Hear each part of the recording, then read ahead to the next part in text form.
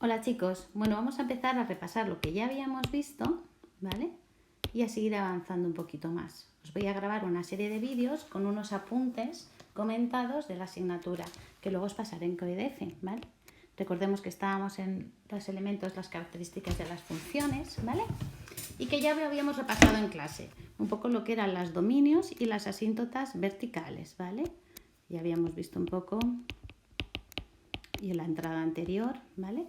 Lo que era el dominio y las asíntotas verticales. Os recuerdo que las asíntotas verticales estaban en los puntos donde no pertenecían al dominio y además la función se disparaba en el infinito. Por ejemplo, esta gráfica tiene dos asíntotas verticales, ¿vale? Tendría una asíntota vertical de ecuación igual a 1, porque este es el 1, y otra asíntota vertical de ecuación igual a menos 1, porque se dispararía justamente en el menos 1.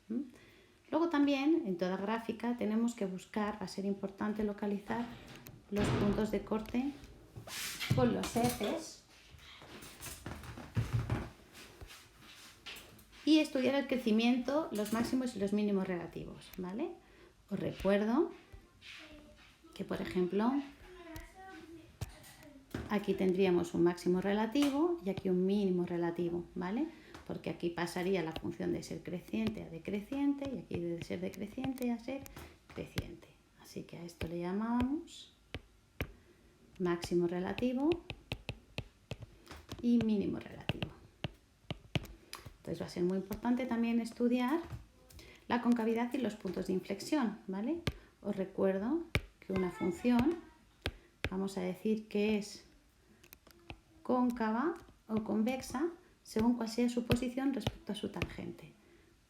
Si en un punto la función está por encima de su tangente será cóncava y en cambio si está por debajo la función será convexa.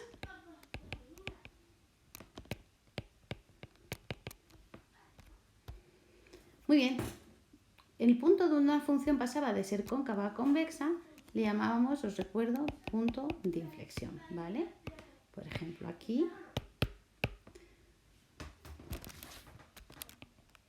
la función está por debajo de su tangente, justo en el punto de inflexión la función es atravesada por su tangente y a partir de ahí la función empieza a estar por encima de su tangente. Por lo tanto pasa de ser convexa a cóncava, ¿vale? Va a ser importante los puntos de inflexión. Por otro lado, el comportamiento en el infinito, ¿vale? Lo vamos a estudiar mediante límites. La existencia de asíntotas horizontales u oblicuas. Por ejemplo, aquí en esta gráfica, esta función cuando x tiende a infinito, cuando x toma valores cercanos al infinito, la función tiende a 0, así que va a tener una asíntota horizontal de ecuación igual a 0. Igual va a pasar en el menos infinito. Cuando toma valores muy cercanos a menos infinito, la función va a tomar valores muy cercanos a 0 sin llegar nunca a alcanzarlos. Esto va a ser una asíntota horizontal. Pero también vamos a tener asíntotas oblicuas, ¿vale? Como estas de aquí, ¿vale? Tendríamos una asíntota oblicua cuando la función tiende a acercarse a una recta no horizontal ni vertical, ¿vale? Y aprenderemos cómo se hace, ¿de acuerdo? Y por último, habíamos visto también, bueno, casi último, lo que era la simetría y la periodicidad, ¿vale? Os recuerdo que una función es simétrica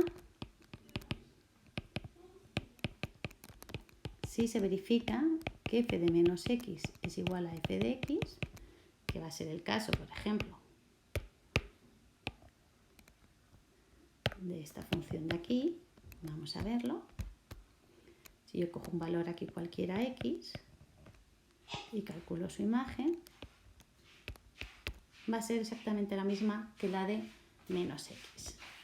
Y por otro lado, decíamos que una función es antisimétrica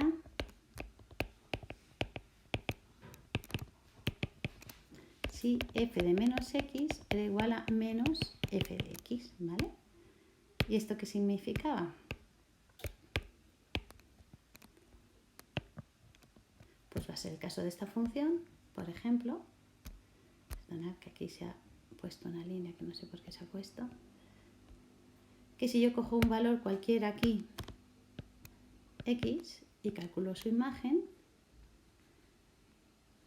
va a ser análoga a la de menos x, pero cambiada de signo. Una va a ser positiva, vamos a borrar esta parte de aquí, y otra va a ser negativa. Lo que quiere decir en realidad es que existe una simetría axial, ¿vale? Es decir, este punto, digo central, va a ser simétrico a este punto respecto al origen de coordenadas, ¿vale? En cambio, la simetría era una simetría axial respecto al eje Y, ¿vale? Respecto a ese eje. Hay una simetría axial. Muy bien. Por último, la periodicidad. Decíamos que una función era periódica cuando se repetía indefinidamente y que llamábamos periodo justamente al intervalo, digamos, de la primera molécula. Este sería un poco como la unidad principal fundamental, porque esta misma unidad se va repitiendo infinitas veces. Entonces a esto le llamamos t, le llamamos periodo. Perdonad, vamos a ponerlo aquí. Que en este caso pues sería desde 0 hasta 2pi, porque es la función seno, que ya veremos cuáles son sus características, ¿vale? Bueno, pues vamos a ir estudiando todas estas características, pero vamos a empezar repasando las funciones de cuarto. Y ya sabéis que lo primero pues son las funciones polinómicas, que su dominio es siempre toda la recta real, ¿vale? Y que si es de primer grado es una recta y si es de segundo grado es una parábola, ¿vale? Vamos a centrarnos en lo de la parábola porque seguro que a algunos se os ha olvidado cómo se dibuja una parábola. Importante ver cómo se calcula su vértice. Importante saber cuándo es cóncava y cuándo es convexa, ¿vale? A es el término, el coeficiente de la x cuadrada de la parábola. Si es mayor que 0, la función va a ser cóncava, en cambio si es menor que 0, la función va a ser convexa. La de tercer grado las representaremos ya cuando hacemos derivadas, así que ahora nos vamos a centrar en rectas y parábolas para que podamos seguir avanzando un poquito. Vamos a recordar un ejemplo de cómo se dibuja una parábola, por ejemplo esta, ¿vale? Bueno, pues fundamental primero ser capaces de sacar los puntos de corte con los ejes, ¿vale? ¿Sí? Vamos a recordar cómo se hacía esto, pues si os ha olvidado alguno, x, y. Los cortes con los ejes, teníamos que ver qué pasa cuando la x vale 0 y cuando la y vale 0.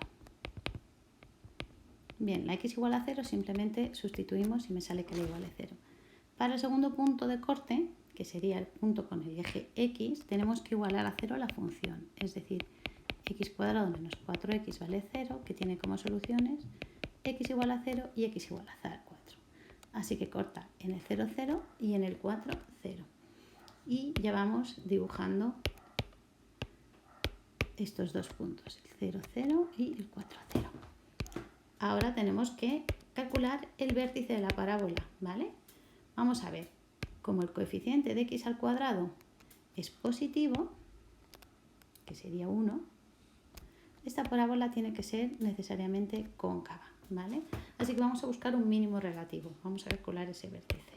Bueno, pues veíamos que el vértice era menos b partido por a, siendo la función ax cuadrado más bx más c. Por lo tanto, en nuestro caso, el vértice sería menos 4, 4 partido por 2, que es 2. Así que la coordenada y del vértice, no tengo más que sustituirlo en la tabla de datos, sería 4 menos 8 menos 4. Así que tengo el vértice en el 2 menos 4. Pues vamos a dibujarlo ya y ya tendremos 2 menos 4 dibujada nuestra parábola. Simplemente con los puntos de corte. Y muy importante, ¿vale? Vamos a poner siempre las coordenadas del vértice o mínimo relativo, ¿vale?